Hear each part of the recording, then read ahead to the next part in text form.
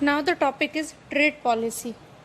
Okay, so the industrial policy that India adopted was closely related to the trade policy. Okay, so in the first 7 plan, trade was characterized by what the commonly called inward-looking trade strategy.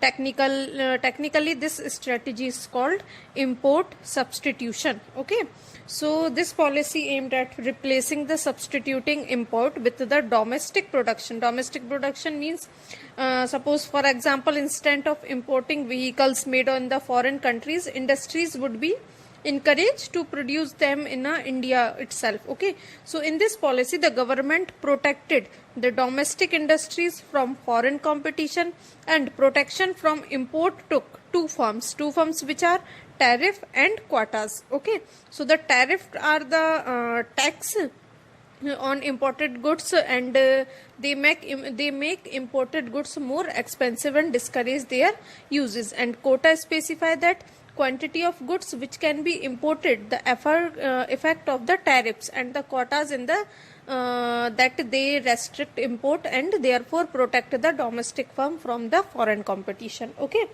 so the policy of protection was based on the notion that industries of the developing countries were not in a position to compete against the goods produced by the more developed economics. Okay, so this was the traffic policy, or it was also called import substitution.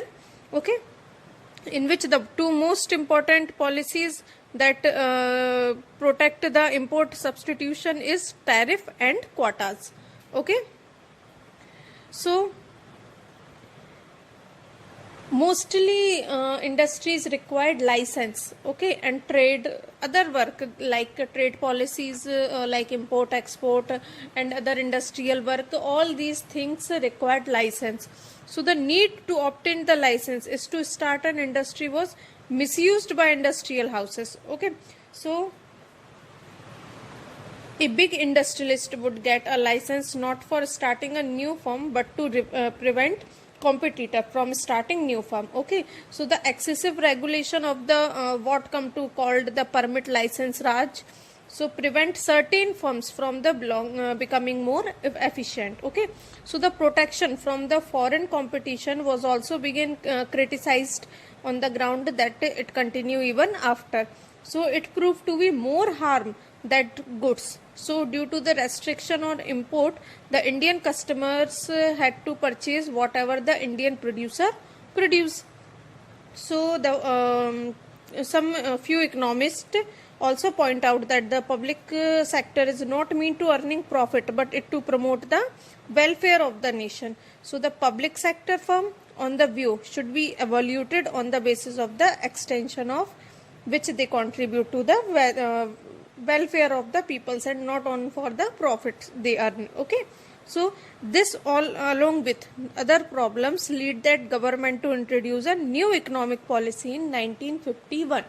Okay, so for removing the restriction for competitor due to licensing system, the government can introduce some new reform, some new form of license through which that the more and more competition is increased in Indian market, and the industrialization is increased rapidly.